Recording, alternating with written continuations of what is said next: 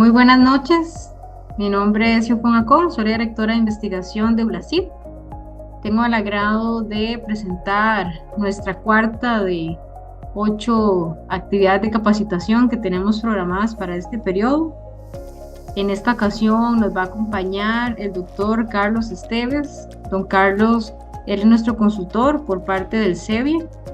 El CBI es la consultora que maneja y gestiona todo lo que respecta a Scopus. Por lo tanto, tenemos la participación de un profesional de muy alto nivel, mucho conocimiento y del cual nosotros podemos aprovechar, pues ojalá pues, mucho este espacio para poder darle a don Carlos todas estas consultas y preguntas que tengamos en temas de investigación. Don Carlos ya nos ha acompañado en otras capacitaciones, así que les prometo que el espacio va a ser ameno como su persona. Y pues hasta acá mi presentación para poderle dar el paso a don Carlos. Muchas gracias. Sí, muchísimas gracias a ti y a la universidad por la confianza y hacernos estas invitaciones a estos temas que parecen a veces que son como obvios, pero la verdad es que nos damos cuenta que eh, no hemos tenido nunca este tipo de formación en ningún tipo, en ningún área. Entonces, a veces los directivos incluso exigimos algunas cosas que no tienen por qué saber los investigadores ni los profesores. Y el tema que nos trae hoy aquí es un tema que a mí particularmente me parece muy interesante. Y es el perfil o lo que llamamos el perfil digital del investigador. El subtítulo de la presentación, que no sé si ya están viendo en la pantalla, ¿sí? ¿Ven? Ya se Es una puede. sola persona, muchos identificadores. Y esto es como un mal general que tenemos no solamente con los perfiles de autor de Scopus, sino pues con en general nuestra vida digital. Pues vamos a ver un poquito en qué consiste esto que les estoy comentando. Si logro hacer que esta cosa cambie. Listo. Entonces lo primero tiene que ver con la identidad, ¿no? ¿Qué es la identidad? ¿Qué es la identidad de una persona? ¿Qué consideramos es la identidad? Entonces, el término identidad proviene del vocablo latín identitas y pues claramente se refiere a ese grupo de rasgos y características que nos diferencia como individuos, ¿no? Que nos hace unos individuos particulares, que nos hace que podamos ser diferenciados del resto de individuos de este planeta. Y es a partir de esta identidad que las personas pues nos diferenciamos de los demás. Claro, esto depende siempre de la cosmovisión, la historia propia y del contexto en el que vivimos. Hay unas sociedades que tienen una concepción diferente de lo que es la identidad, lo que tenemos en general en Occidente. Y podemos hablar entonces de varios, digamos, dimensiones de la identidad. La primera podría ser la identidad personal. Entonces, lo que primero pensamos es que esto alude al nombre y al apellido de una persona y cómo ha recibido ese nombre y ese apellido, por lo menos en el contexto latinoamericano, eh, que en algunos países como el mío son varios nombres y muchos apellidos y entonces eso hace que la cosa se complejice, por lo menos en los sistemas de información. Pero de esta forma una persona puede ser identificada de los demás. Ahora, hay otra forma de identidad personal que tiene que ver ya a nivel biológico y es básicamente cómo es nuestra estructura del ADN. Y esto nos va a dar una caracterización personal inequívoca. Entonces, vemos que la identidad personal puede manifestarse o puede evidenciarse con diferentes tipos de eso, de evidencia. Obviamente nosotros no tenemos la posibilidad de estar mirándole el ADN a todo el mundo, bueno, ni es legalmente posible en la mayoría de los países del mundo, pero sí tenemos estos documentos de identidad, ¿no? Entonces, Existen estas que llamamos cédulas o números de identificación o tarjetas de identificación en diferentes países. No todos los países lo tienen, no todos los países lo tienen. Eh, los países que tenemos el privilegio de tener una cédula, pues sabemos que nuestra identidad está asociada justamente a ese documento y a ese número de cédula. Hay países como en México que eso no existe, ese documento no existe. Entonces es muy complicado porque no hay un documento nacional que sea inequívoco y que identifique a una persona inequívocamente de otra. En los Estados Unidos tampoco existe una cosa de esas. Entonces, a veces pensamos que damos por sentado algún tipo de premisas como eso, de que hay identificadores únicos y inequívocos y persistentes para las personas, y pues eso no es necesariamente cierto. Ahora, a partir de lo que llamamos la web 2.0, donde cuando empiezan a aparecer las redes sociales, empezamos a generar, bueno, incluso antes, con las direcciones de correo electrónico, pero ahora tenemos perfiles, los correos electrónicos usualmente no están expuestos en Internet. En cambio, las redes sociales, lo que llamamos las redes sociales, sí nos generan, uy, ese icono de Twitter hay que cambiarlo. Eh, generamos unos identificadores digitales, ¿no? Unos números o unos nombres de autor, perdón, de persona en cada red social, que a veces coinciden, a veces no coinciden, y en el transcurso de los últimos años nos hemos ido llenando de esas cosas, cada uno de nosotros. Entonces tenemos una cuenta de Facebook en la cual me llamo no sé cómo. En Twitter o en X ahora me llamo así. En LinkedIn me llamo de esta otra forma. En Instagram me llamo de esta otra. Y así sucesivamente en todas las plataformas vamos adquiriendo una especie de identidad. Bien, hay otro concepto que es muy importante que tengamos en cuenta y es el prestigio. Entonces, el diccionario de la Real Academia de la Lengua nos dice que es pública estima de alguien o de algo, fruto de su mérito, ascendiente, influencia, autoridad. El hecho es que con el prestigio o reputación, eh, este prestigio o esta reputación se alcanzan cuando se combinan la admiración, el respeto y la confianza en una persona que somos capaces de identificar. Ustedes no tienen por qué saber quién es esta persona, pero les estoy mostrando los honores recibidos, ¿cierto? Entonces ustedes pueden ver que desde el 73 ha logrado una gran cantidad de, de honores y están viendo el perfil de Scopus de esta persona, en donde nos dice que ha publicado 378 documentos, que tiene 37.000, o tenía, cuando dice esto, tenía 37.000 citaciones en 23.000 documentos, un índice H de 100, y pues ustedes pueden ver la cantidad de publicaciones y de citaciones que ha tenido esta persona en el transcurso del tiempo.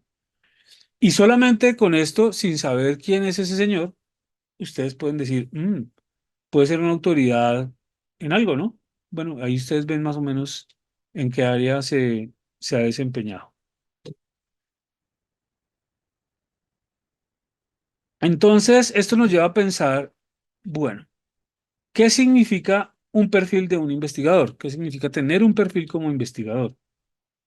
Entonces, ¿para qué queremos tener un perfil como investigador? Y esto nos indica que buscamos personas para varias cosas, que tengan experiencia, que conozcan de un tema de investigación particular, que tengan unos niveles de productividad de acuerdo a las necesidades que yo tenga específicos, que tenga una actividad actual o que haya tenido una actividad durante un tiempo, cómo ha sido su desempeño con respecto a la actividad en el transcurso de su vida, con quiénes ha colaborado. No es lo mismo encontrarme yo con una persona que solamente ha colaborado o ha tenido colaboradores en Mongolia que una persona que ha colaborado con latinoamericanos, europeos, asiáticos, africanos. ¿Qué reconocimientos ha tenido? en qué institución está y cuál soporte institucional puede contar esa persona, con qué soporte institucional puede contar esa persona, y sobre todo la veracidad de toda esa información, poder corroborar que estas cosas son veraces. Entonces, ya quisiera yo tener un perfil como este, ¿no? Ustedes van a ver ahí a este señor, ay, me dio el slide. A ver cómo hacemos para devolvernos. El perfil de esta persona que claramente tiene, claramente tiene una página en la página en el sitio web del Premio Nobel, por lo tanto, podemos determinar que esta persona tiene un perfil en el Premio Nobel, es un Premio Nobel. Muy pocos tienen un perfil de investigador en este portal. También podemos ver acá eh, su perfil en Google Scholar, su perfil en Scopus y su perfil en la institución en la que trabaja. Entonces, todas estas cosas, toda esta evidencia nos permite entender en conjunto quién es esta persona y por qué la tenemos en el estado o en la situación en la que está. ¿Ok? Entonces, ¿qué significa esto para lo que estamos hablando el día de hoy? Scopus, que es este sistema de información, que es un sistema de información es una base de datos de referencias bibliográficas, académicas, de publicaciones revisadas por pares. Cuando yo hago una publicación que ha sido indexada en Scopus, automáticamente se crea un perfil. Se crea un perfil de autor. Yo no tengo que crearlo como en Twitter o en LinkedIn o en Academia Edu o en cualquiera de estos sitios. El perfil de Scopus se crea automáticamente cuando yo publico en Scopus y se va poblando a medida que yo voy haciendo publicaciones. ¿Con qué información se va poblando? La información que va tomando de los metadatos de los artículos que yo he publicado. Entonces, este perfil nos va a indicar una serie de datos, en este caso, ya compilados, que nos van a generar una imagen de esta persona, de estos autores. ¿Ok?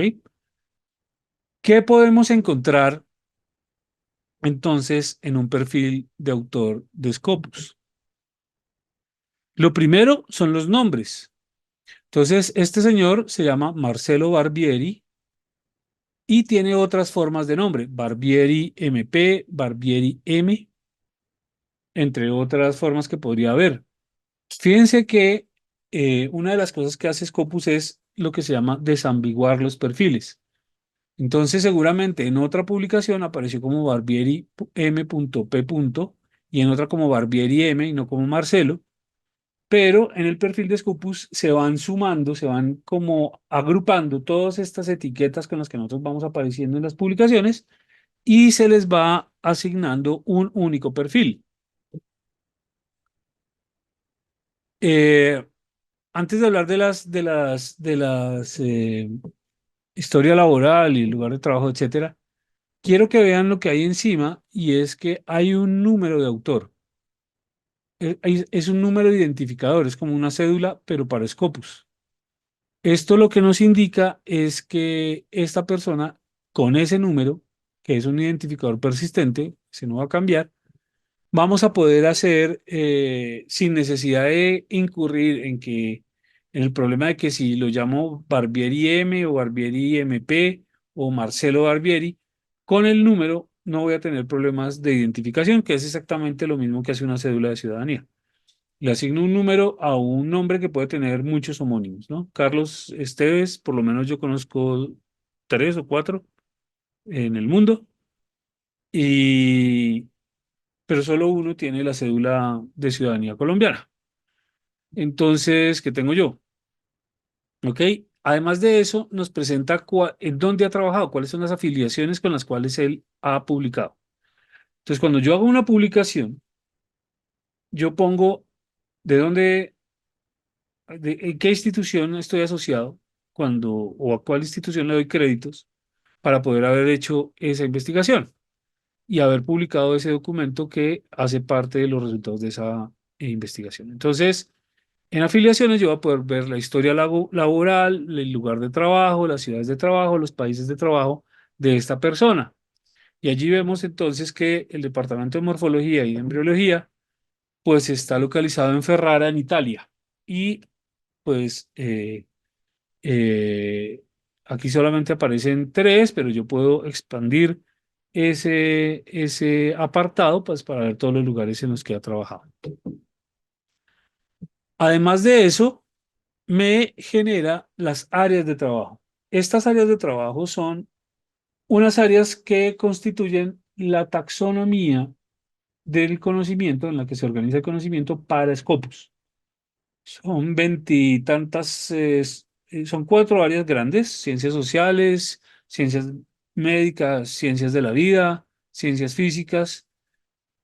Son esas cuatro grandes áreas que se dividen en unas subáreas, en unas categorías, perdón, y esas categorías en unas subcategorías. Entonces son 300 y tantas subcategorías y 27 categorías. Y lo que vemos allí es las etiquetas de esa categorización que se toman o se heredan de las revistas en las cuales usted ha publicado. Entonces, este señor sabemos que trabaja en ciencias sociales, en bioquímica y genética, en artes y humanidades, medicina, matemáticas, ingeniería. Entonces vemos que es un perfil de un área multidisciplinar, ¿no? Es este perfil de esta persona. Entonces son sus áreas de trabajo de investigación y esto nos va ayudando a entender, a imaginarnos al señor Marcelo Barbieri. Otro tema que es muy importante es que nos va indicando sus métricas de desempeño. Entonces tenemos cuántas publicaciones, cuántos documentos ha publicado y que se encuentran indexados en Scopus. Esto no quiere decir que sean todos los documentos que ha publicado, son los documentos que ha publicado y que se encuentran indexados en Scopus, que es el universo de información que podemos acceder desde Scopus. El número de citaciones también en Scopus y el índice H calculado a partir de esas publicaciones y de esas citaciones que ha logrado obtener contándose en el sistema de información de Scopus. Entonces, esta persona tiene un índice H de 16. Otro aspecto bien importante es cuánto tiempo lleva activo de forma en el mundo académico. Entonces, vemos que esta persona empezó a publicar en 1968 y por lo menos hasta el 2019 seguía siendo una persona activa. Vemos en las barras la cantidad de publicaciones por año, más o menos, o sea, lo que más publicó durante toda su vida fueron 4 artículos por año. Esto Don también es, Carlos, señora, disculpe, es que en la audiencia, las personas que están conectadas, algunos tienen conocimiento y otros no, de qué es lo que significa el índice H. No sé si puede hacer mención brevemente, como claro, para que no quede tan abstracto el dato. Ujú, el gracias. índice H es una relación que hay entre la cantidad de publicaciones que usted ha hecho y el número de citas que ha obtenido en esas publicaciones.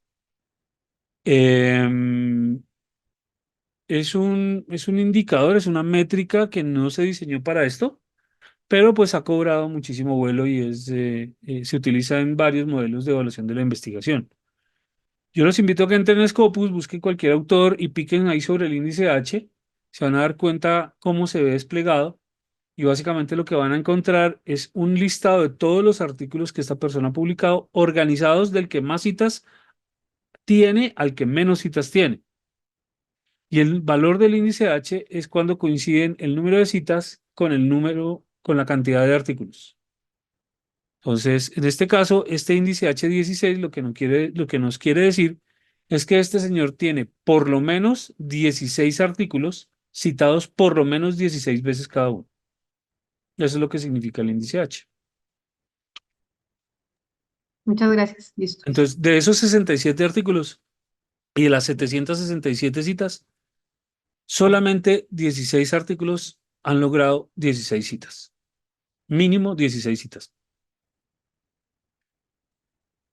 Bueno, otra cosa que es muy importante acá es que yo puedo inferir la edad de la persona. Porque si esta persona empezó a publicar en 1968, yo puedo hacer un cálculo que, digamos, sus primeras publicaciones pudieron ser a los 20 años.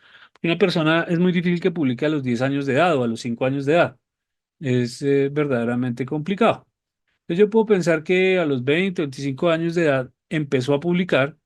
Por lo tanto, si su primera publicación fue en 1968 y tenía 20 años de edad, puedo calcular cuántos años tiene aproximadamente hoy día. Seguramente son más de 20 años de edad. Ahora, ¿para qué quiero saber todo esto? Pues a veces, muy frecuentemente, yo necesito encontrar pares evaluadores para, por ejemplo, empezar a escribir proyectos de investigación y traer dinero de investigación de fuentes de financiamiento internacionales, o por lo menos fuera del país, para encontrar evaluadores para mesas de evaluación. Yo sé que esto es un problema grandísimo porque las comunidades científicas en nuestros países son muy reducidas. Esto significa que terminamos con unos altos niveles de coautoría. Entonces, lograr la objetividad y evitar problemas éticos significa tener evaluadores que no tengan relación ni con los evaluados ni con los tutores o directores.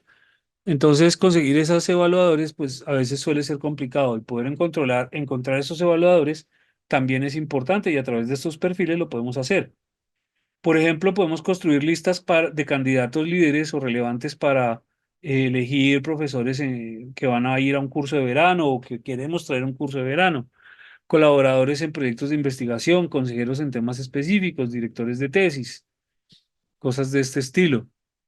Entonces, si usted quiere hacer un curso de verano este semestre, usted le puede pasar los perfiles a Sue y ella va a decir, los va a evaluar y va a decir, oiga, estos son unos perfiles muy buenos, podemos traernos a este señor. Pero todo esto tiene que ver con toma de decisiones basadas en evidencia. Tener la evidencia adecuada para poder hacer una toma de decisiones lo más segura posible. Muchas de estas cosas implican inversión de dineros, de recursos, que no son precisamente unas de las cosas que más tengamos en Latinoamérica. Entonces, poder saber dónde ponemos cada uno de nuestros centavitos, pues es bien interesante de poderlo respaldar. Ahora, hay un montón de plataformas con perfiles personales. Aquí tenemos una lista de plataformas. Si esos perfiles de personas son auditados o no, ya explico qué quiere decir eso. Si son institucionales o son personales, yo lo abro porque yo quise, pero no hay posibilidad de tener un panel de control o una versión institucional de ellos. Y si tienen actualización automática. Entonces, todos sabemos que hay unos perfiles de Google Scholar. Esos perfiles no son auditados. Esos perfiles, a menos que yo quiera, no son auditados. Si yo tengo la voluntad de arreglar el perfil de Scopus, lo hago y si no, no. No tiene una versión institucional y tienen actualización automática. A medida que van apareciendo documentos en Internet que puedan asociar a mi nombre, pues se va a ir actualizando ese perfil. El otro es el ORCID, que es una plataforma internacional que lo que busca es que todos generemos como una cédula de ciudadanía de investigador. Más o menos, un número ORCID, un identificador persistente, sobre el cual yo pueda incluir, incorporar, pues toda mi producción. Sin embargo, eso no es auditado por nadie. Si yo quiero poner bestialidades ahí, yo lo puedo hacer, nadie lo va a revisar, nadie me va a decir que lo quite. Eh, sí hay una versión institucional que es de pago y puede servir para mejorar muchísimo los perfiles de la institución. No tiene una actualización automática, eh, hay que hacerla de forma manual o semiautomática. Está ResearchGate, que no tiene gestión auditada, no tiene versión institucional, no tiene no, actualización automática, lo mismo que Academia Edu. Scopus tiene gestión auditada, es institucional, obligatoriamente, y tiene una actualización automática de los perfiles. Pure, que es un sistema, que es un CRIS, es un sistema de gestión de investigación, tiene gestión auditada, por parte de la universidad. En Scopus la auditoría se hace por parte de Scopus, en Pure lo hace la universidad. Es absolutamente institucional y algunas fuentes de información son automatizadas y otras no. LinkedIn no tiene gestión auditada. Puede haber versiones institucionales de LinkedIn y no tiene forma de capturar información de forma automática. Ahora, les quiero comentar cuál es la pesadilla para las personas que trabajamos en gestión de la investigación, que termina heredándose o reflejándose en problemas para los investigadores.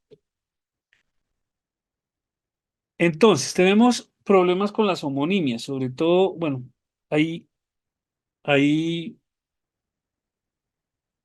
hay regiones del planeta que son muy complicados de manejar. Si nosotros pensamos que Latinoamérica es difícil, porque puedo tener una persona que se llame H. Moreno, puedo tener muchas personas que llamen H. Moreno, H.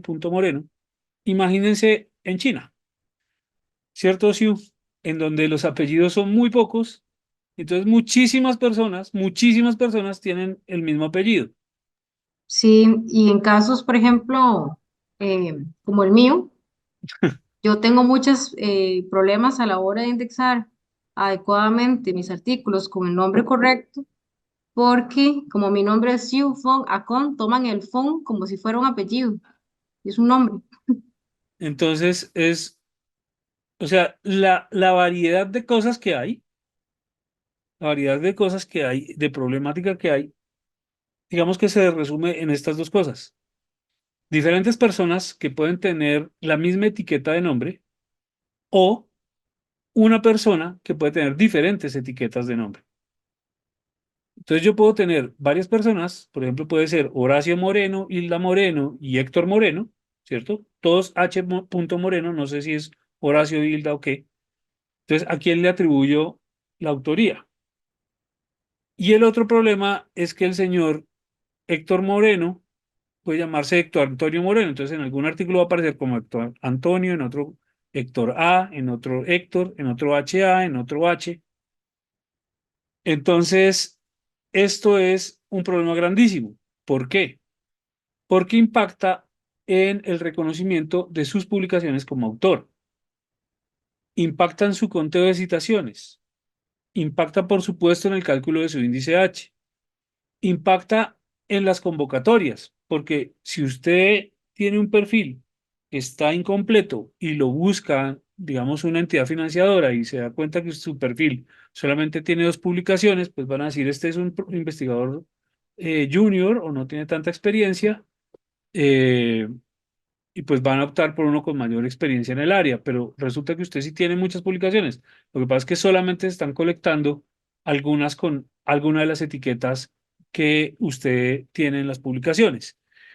Y pues para la colaboración, porque tratar de localizar a la persona, ya ustedes saben perfectamente que la primera impresión ya no se da cuando usted se encuentra con la persona en 3D, ¿no? Cuando usted se va a citar o va a tener la primera reunión con la persona, ya hace rato ya saben quién es usted. Ya lo buscaron en todas las redes sociales, le hicieron stalking, ya sabe si tiene hijos, dónde fue a vacaciones, qué celular tiene, en dónde estudió, saben la mitad de su vida antes de conocerlo, gracias a estos perfiles digitales. Entonces, miremos este ejemplo.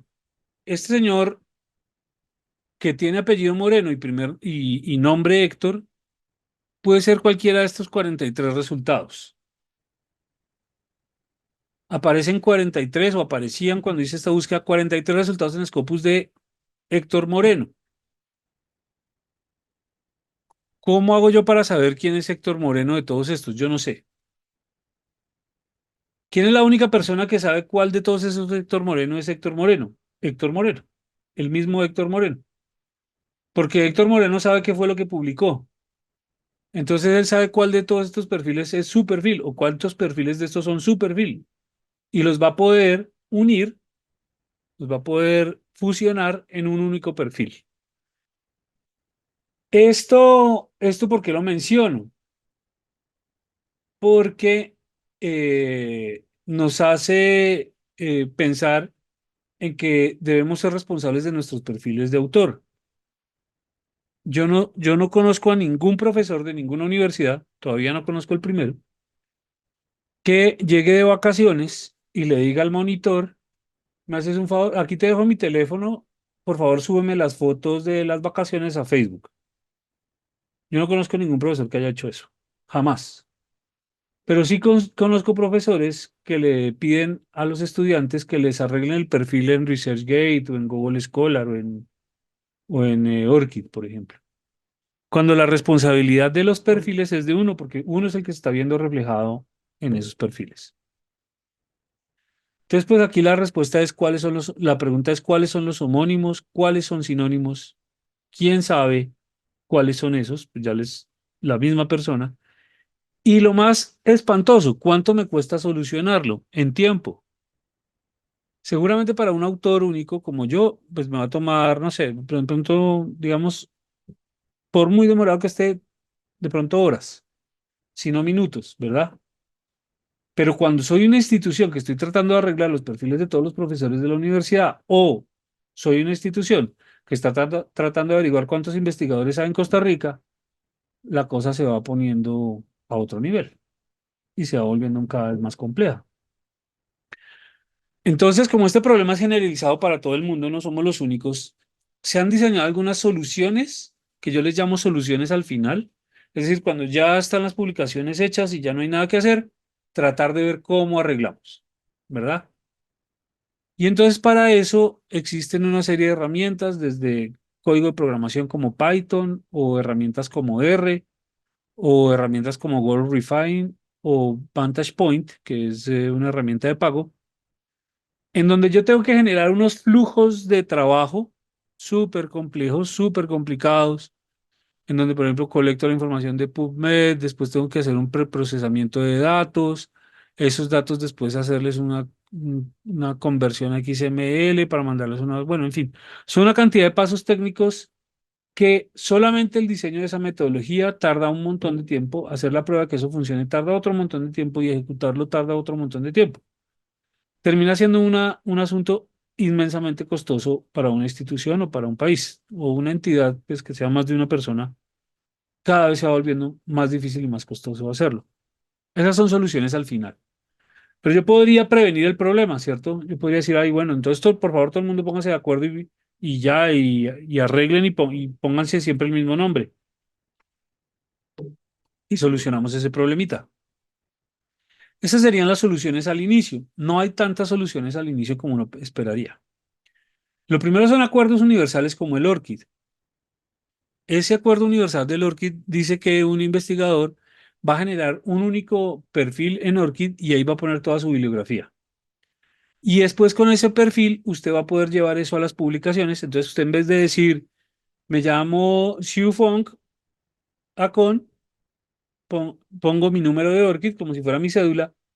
Él va a la plataforma de ORCID y trae de los campos de la base de datos cuáles son mis nombres, cuáles son mis apellidos, y entonces ya no voy a tener el problema que nos estaba mencionando Siu hace un momento, en donde quedan mal en las bases de datos, quedan mal asignados los nombres y los apellidos, porque para eso está hecho el ORCID. El único problema es que a la gente se le olvida la contraseña y en vez de pedir cambio de contraseña, hacen otro ORCID. Entonces, un problema que era generar un identificador persistente para una persona, ahora es una persona con 14 cédulas. ¿Cuál es la persona verdadera? ¿Cuál es la cédula verdadera? Entonces, algo que pretendía ser una solución, ahora se volvió un problema. Otro problema o el mismo problema. Hay otros acuerdos que son disciplinares. En biología, cuando uno empieza a estudiar biología, cuando uno estudia biología y hace su primera colecta de plantas que tienen que llevar a un herbario, lo primero que le dice el profesor es, escoja cómo se va a llamar, porque ese nombre es para toda su vida. Porque el código de nomenclatura botánica, que es la forma como se escriben y se describen las plantas, le obliga a los autores que escojan un nombre por toda la vida. Entonces, usted escoge un nombre y con ese nombre se queda por toda la eternidad. Pero eso es solamente para las personas biólogas y además que trabajan en botánica, porque si usted trabaja en zoología no le obliga. Entonces, son acuerdos disciplinares que tampoco son universales. Y también hay acuerdos institucionales.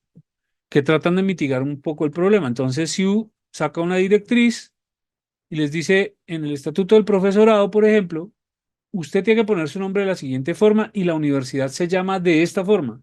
Y si usted no pone eso en el artículo, no le voy a reconocer eso como autoría suya. Entonces, por favor, cerciórese con el editor de que su nombre salga de esta forma y que la universidad salga con esta etiqueta. Si no, no le voy a valer eso dentro del estatuto del profesorado o la normatividad tal de la universidad. Esas son soluciones al inicio que no son perfectas tampoco, generan problemas también, pero bueno, es lo que hay. Entonces, ¿cómo ocurre esto en Scopus? Cuando un artículo entra a Scopus, les quiero contar que Scopus en este momento tiene cerca de 95 millones de documentos. 95 millones. De esos 95 millones, 13.000, más o menos 95 millones, 13.000 van a ser indexados esta noche. Cada 24 horas, en promedio anual, en promedio diario anual, se indexan 13.000 artículos a Scopus. O sea, entran 13.000 artículos todas las noches a Scopus. ¿Qué es lo que hace? Pues eso no lo van a, o sea, ni que tuviéramos un palumpas o minions, podríamos procesar todo eso. No es posible. Necesitamos de algoritmia, de computadoras para poder procesar toda esa cantidad de información. Entonces, lo que hace Scopus es leer los metadatos del PDF que usted publicó. Bueno, que usted publicó, no, que publicó la revista en su nombre. Si esos metadatos están mal, la información que va a aparecer en Scopus va a quedar mal y lo que va a aparecer en su perfil va a estar mal. Entonces, todo arranca desde ser muy conscientes de que estas cosas tenemos que tratar de hacerlas lo mejor posible o de verificar que vaya a salir lo mejor posible. No siempre se puede. No les quiero decir que si uno se pone cansón con el editor, va a salir la cosa como es. No necesariamente. Pero tratar de mitigar y por lo menos saber dónde va a haber un error y después tratar de solucionarlo. Después de la publicación, sí se puede. Entonces, ¿qué es lo que pasa? Entra el artículo de indexación y algunos metadatos van a ser parte de una base de datos de artículos. Otros metadatos van a ser parte de una base de datos de autor, donde vamos a ver, donde va a aparecer el perfil como se los mostré. Otros metadatos van a ir a la afiliación, o sea, a la institución a la cual usted está afiliado. Y otros metadatos van a ir a la revista, a la base de datos de revistas. Entonces, en realidad Scopus no es una base de datos, son 4 bases de datos, mínimo, 4 bases de datos. Esas 4 bases de datos son bases de datos estructuradas y se conectan entre sí. Como están conectadas entre sí y cada base de datos tiene unos metadatos expuestos de forma diferente, por eso es que usted puede hacer unas búsquedas en Scopus que no va a poder hacer en otro sistema de información. Ni en Google, ni en Web of Science, ni en ResearchGate, ni en LinkedIn, ni en Google, ni en Google Scholar, ni en ChatGPT, ni en ningún lado. Va a haber una información que solamente va a poder obtener porque el modelo de datos de Scopus le permite esa interacción entre estos sistemas de información. De ahí la importancia de que estemos pendientes cuando tengamos publicaciones indexadas en Scopus de estar monitoreando nuestro perfil. Bueno, y por supuesto esto tiene implicaciones. Tiene implicaciones institucionales. Entonces yo aquí tengo un ejemplo con Flaxo de donde, no sé, con algún Flaxo. Bueno, hay muchos flaxos, ustedes lo saben. Flaxo Brasil, Chile, Costa Rica, Cuba, Ecuador, Salvador, Guatemala, Honduras. Hay un montón de flaxos. Entonces, si yo publico con flaxo, ¿a cuál flaxo se lo atribuyo?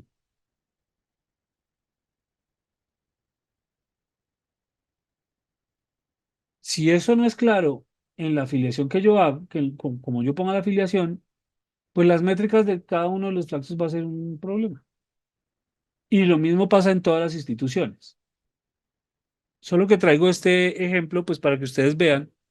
Por ejemplo, que aparece Flaxo Ecuador con 317 publicaciones, el de Argentina con 248, el de México con 228, pero si ellos no están curando su perfil, no vamos a saber si eso es verdad o no.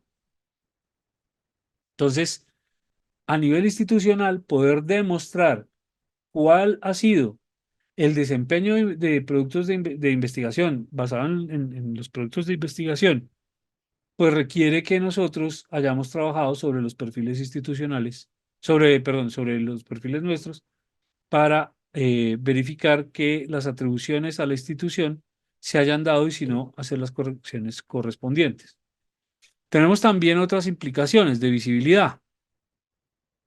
Esta señora que ustedes ven ahí, en gran parte, no, en gran parte no, de todas las vacunas que salieron contra el COVID, la investigación de ella tuvo que ver con todas menos una o dos vacunas, tal vez.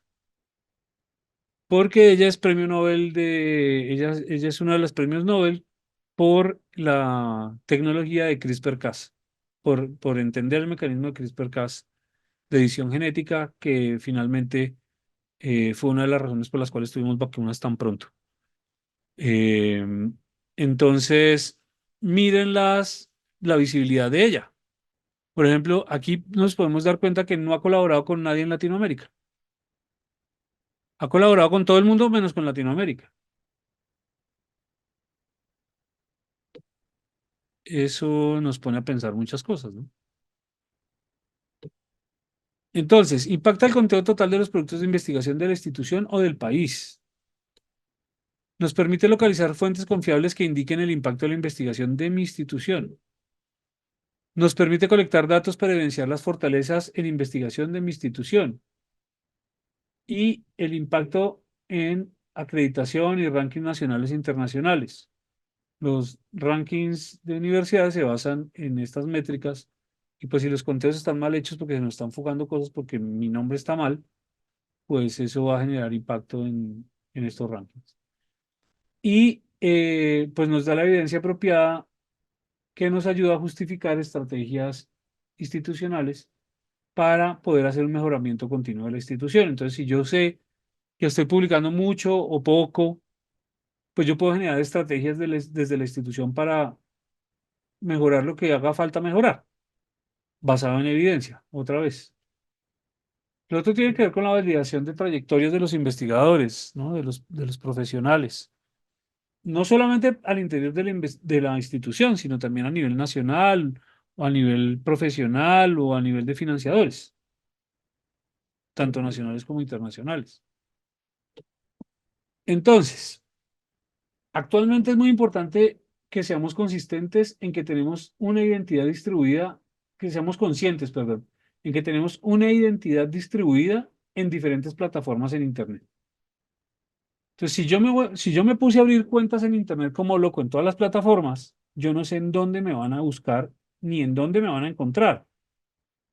Tratemos de ser lo más coherentes posibles. No, no en todos los perfiles que yo tenga en Internet voy a obtener la posibilidad de tener toda la información, pero que no haya contradicciones, que no haya asuntos que le hagan dudar a las personas de que ese perfil suyo es cierto o no es cierto. Porque el tema aquí es que la primera impresión ya se formó antes de que ocurra el primer encuentro. En caso de que ocurra el primer encuentro, porque si yo ya me formé una primera impresión y esa primera impresión es negativa, pues ya ni siquiera voy a llamarlo para contactarlo. Ya tuve una impresión negativa y pues ya ni siquiera lo voy a contactar, ¿verdad? Tenemos que pensar que debemos destinar tiempo de trabajo a mantener actualizados y coherentes nuestras cuentas en las diferentes plataformas. Lo siento mucho, yo sé que eso es muy aburridor, pero tenemos que generar ese hábito, no sé, una vez al semestre, una vez al mes, dependiendo de nuestra frecuencia de publicación, una vez al año, pero hay que hacerlo y tenemos que tener conciencia que eso es un problema nuestro, no es un problema de la vicerrectoría, no es un problema del director de programa, no es un problema de mi esposa, es un problema mío. Entonces tengo que dedicarle tiempo al asunto. No puedo decirle a un estudiante, venga, hágame esta tarea. Piense en en la analogía que hice. Usted no le da a su estudiante el teléfono celular y le dice que le ponga las fotos de las vacaciones en Instagram. Son cosas personales suyas, pero no lo entendemos así.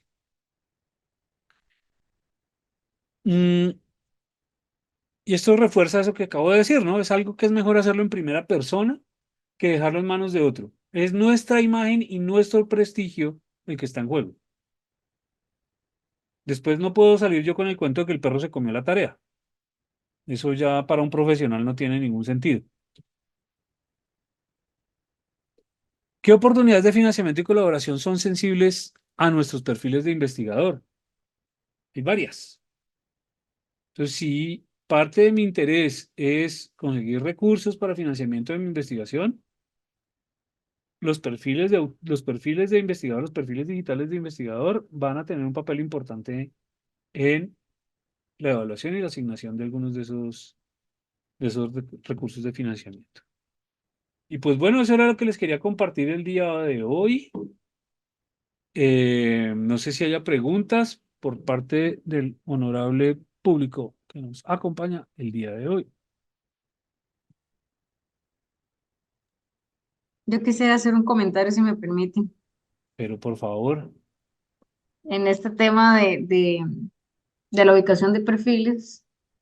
No sé si usted estaba al tanto, don Carlos, pero yo estaba en esa cacería de poder identificar todos los papers asociados con la institución, porque sucede que quizás no sea tanto de este tema de escribir de diferentes formatos o estilos el nombre de los autores, sino la afiliación. Y entonces, por ejemplo, me he encontrado con Universidad de Latinoamérica, etcétera, así como Panamá o United States al final. Entonces, claro, no son papers que se ligan de forma correcta a la institución y no cuentan. Entonces, yo creo que eso es un tema también muy importante considerar. Y bueno, que es parte, si bien es cierto, de una nueva política que va a venir a entrar en vigencia pronto a nivel institucional, que es la política de creación de perfiles académicos, justamente por eso, para poder normalizar la afiliación institucional y poder tener también el conocimiento de estos ID, los ORCID, para poder ir también trazando una nueva ruta o una estrategia distinta en temas de visibilidad de la institución y de los investigadores nuestros, ¿verdad? Por supuesto. sí, eso es muy importante. Muy. Uno no cree que es importante, es muy importante. Y es algo en donde todos tenemos que colaborar, ¿no? Todo el mundo tiene un rol ahí. Y parte desde cuando yo escribo el artículo, fijarme muy bien cómo es que va a quedar.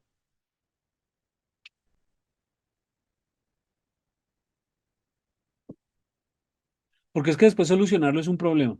Toca ir básicamente, si quedó mal el metadato o quedó mal el PDF en algún caso, toca que usted le escriba al editor, que el editor corrija el PDF y que lo vuelva a publicar. Y eso ya es un chicharrón, como decimos nosotros en Colombia. Sí, eso es complejo porque el flujo de trabajo, de retirar una publicación de una que ya está existente, en realidad no toma, digamos, como un trabajo complejo a nivel de manejo de plataforma JS, pero sí del flujo de la gestión editorial de la revista, que es un flujo muy amplio. Y ahí es donde vienen de repente los atrasos en las respuestas o las resoluciones extracontemporáneas, donde ya, ¿verdad? Ya no aplican de repente las modificaciones que se solicitan. Y así, ¿verdad? Es un montón de situaciones. Por ejemplo, ¿verdad? Y eso se los comento a los que están conectados porque son parte de la universidad. También está el tema de la afiliación versus también la escuela con la cual se afilian. Entonces, en vez de colocar Universidad Latinoamericana sin español, es como tiene que escribirse correctamente, colocan, por ejemplo, School of Business Administration y luego viene el nombre de la universidad. Entonces, claro, ese conjunto, un juego de palabras que se hacen en nombre de la afiliación, crean un sinfín de posibilidades de registro de los papers que efectivamente no se llegan a ligar. Esto en el caso de las publicaciones Scopus. Y ahora pensemos en otro tipo de documentación que no está en Scopus de revistas indexadas, pero ya no en estos índices. Entonces ahí es mucho más difícil todavía rastrear. Hace poco estuve trabajando con un software que instalé por recomendación de la consultora de Chimago que se llama Publish or Perish. Entonces por ahí uno tiene también la posibilidad, por ejemplo, con Google Académico, con Google, perfil de Google, poder tomar esa muestra también de las diferentes publicaciones de los autores. Sin embargo, de nuevo, si no hay un dato que no está correctamente escrito, no se va a colocar como una publicación efectiva. Y eso se los cuento a nivel general porque en la universidad, este tema de los rankings, ahorita estamos con el ranking QS, son aspectos que suman, ¿verdad? Que van sumando. Y imagínense todo el esfuerzo de un proyecto, de generar ya una publicación, que la publicación ya sea efectiva y que no sume, ¿verdad? Eso es como un tiempo que se desperdicia en términos de visibilidad y que lástima, ¿verdad? Porque es mucho esfuerzo y son muchos recursos, pero bueno, hay formas, como decía don Carlos, para ir recuperando de estos trabajos, ¿verdad? Escribiendo al editor o en el caso de Scopus, modificando el IPW, ¿verdad? Sí, pero digamos que esa es la forma fácil, lo que dice Xu es absolutamente cierto, ¿no? Las publicaciones de Scopus son las más sencillas de manejar en últimas, porque bueno, hay una serie de tecnología detrás ahí que ayuda a hacer esa desambiguación, pero aquellas que no, se vuelve un dolor de cabeza para la institución, es una pesadilla, es una pesadilla. Pero bueno, son hábitos, ¿no? Tenemos que empezar a construirlos poco a poco. A veces toca con garrote, a veces toca con zanahoria. eh, las dos cosas al tiempo para para que la gente se motive y si no se motivan uno los ayuda a motivarse. Pero es algo que tenemos que hacer como investigadores y es algo que es básicamente obligatorio hoy día en el entorno en que nos estamos moviendo.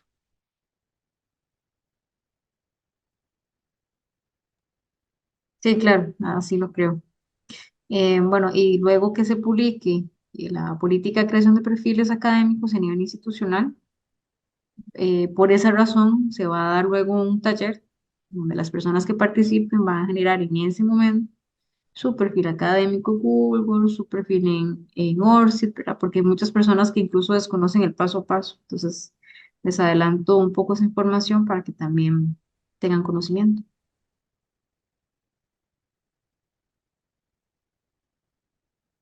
Bueno, sí, no sé si la gente se anime a preguntar algo. No les dé susto, ni miedo, ni nada. Aquí no hay preguntas tontas. Todos estamos aprendiendo. Señor Danilo, Hola, buenas. ¿Cómo está? bien, bien, Un bien. gusto, un placer. Cuando hablamos respecto a los documentos que vamos a socializar, únicamente debemos de tomar en cuenta los que están indexados en nuestros perfiles, por ejemplo, de Google Académico, ORCID, o también hay algún otro tipo de documento o texto que uno haya desarrollado. Hay que tener en cuenta dos cosas, que hay publicaciones revisadas por pares, que son las que consideramos revisiones académicas, y hay publicaciones que no son revisadas por pares o documentos que no son revisados por pares. Dentro de eso incluso están las creaciones artísticas. Hay creaciones artísticas que son revisadas por pares y hay creaciones artísticas que no son revisadas por pares. En el mundo de la ciencia consideramos de valor académico aquellas cosas que son revisadas por pares. Entonces, no debería, sí puedo hacerlo, porque yo puedo hacer lo que yo quiera. Pero el verso que le hice a mi abuelita, pues seguramente no va a ser un documento académico. ¿Sí? Puede ser una cosa muy emocional y muy bonita para mi abuelita, pero pues de académico no va a tener mucho.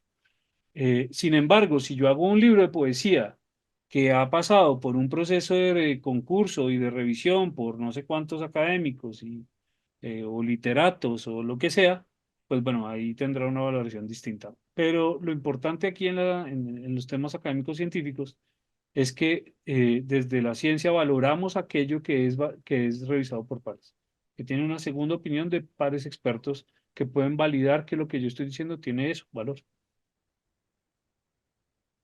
Claro.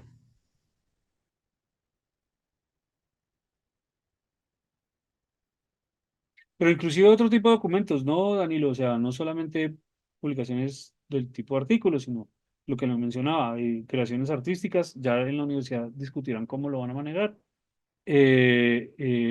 y cosas como patentes, que es otro tipo de literatura eh, que tiene otros parámetros distintos de escritura y bueno, otros parámetros diferentes, pero que tienen un soporte importante, porque sí son validados, en este caso, una validación supremamente estricta, incluso más que un artículo, porque tiene una revisión de fondo de, de, de unas características muy astringentes que tiene una escritura de cualquier tipo de producto de propiedad industrial.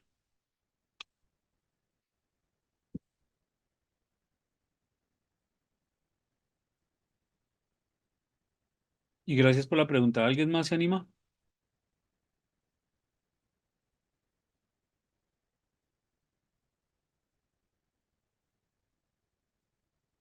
No, ya están cansados todos, sí. Ya está muy tarde. Sí, creo que ya estaríamos. Bueno, le agradezco, don Carlos, mucho por el espacio, por compartir una vez más su conocimiento en temas de investigación. Don Carlos también nos va a facilitar otras dos charlas que están programadas para el mes de mayo, 14 y 20 de mayo. El 14 en cuanto a lo que sería la selección de la revista adecuada para su trabajo de investigación y todo sobre las métricas de las revistas. Son dos capacitaciones también de tal importancia que ustedes puedan participar. Y bueno, próximamente tendremos luego de Semana Santa otra en relación a los tips para publicar en medios académicos, pero sobre todo enfocado al área de ciencias sociales. Esta no la va a impartir don Carlos, sino la doctora Vanessa Smith de la Universidad de Costa Rica. Entonces, hago ese preámbulo para que sepan que vienen otros temas de mucho interés, para que saquen el espacio. Y por supuesto agradecerles, porque sé que ya a esta hora es una hora que ya apremia en cuanto a cansancio y demás, pero es un tiempo muy valioso para poder compartir esas experiencias y conocimientos en investigación. Muchas gracias, don Carlos, por su participación y estaríamos por el día de hoy. Muchísimas Buenas gracias. noches. Nos vemos entonces en un futuro próximo si todo funciona bien.